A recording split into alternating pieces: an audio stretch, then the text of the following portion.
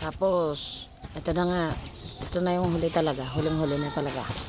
Tapos yun nga, kahapon, di, kahit pa paano naman, meron tayo na likom na 5,000. Bali, ang naibabigay ko lang ay 12K. Ganyan. So, ngayon nga, ang iniisip ko, siyempre, hindi ko man alam kung hanggang kailan may sakit ang asawa ko. Kailan yun makakatrabaho. Kumbaga, ang hinihiling ko lang naman ay kaunting pasensya. Kaso, sabi yun, isa pa sa nga pala sa sinabi sa akin, by December 15, kung makakabigay ako ng halagang 15, 20, 15, edi pwede ko nang kunin ang motor. Tapos by January 12 yata or 14, bibigay ulit. Ganon, ganon. Sa isip-isip ko na lang eh.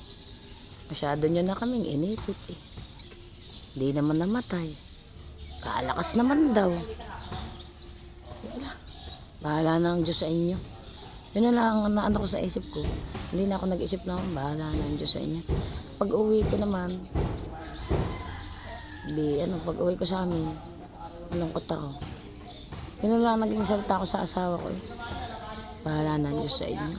Ako'y ang gusto ko sa mabait na paraan, sa mahusay na paraan, yung wala tayong maano, kaya lang, ay gano'n naman ang gusto nila.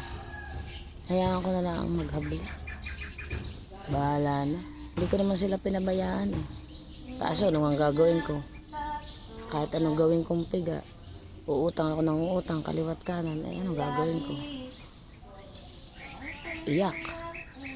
Sa makaiyak, hindi naman ginto ang lalabas. Talon, sa nampatak, sa patag na rin. Kaya sabi ko, bahala na ang Diyos sa inyo. Yun lang. Ay, yun lang. Marami lang kasi nagtatanong kaya inano ko na. Kasi syempre, naano din naman ako. Tsaka para may kwento ko sa inyo dahil ako'y na rin. Mabigat na sa loob. November 7 pa, pero ngayon ko lang in-open sa inyo, diba? Yun lang.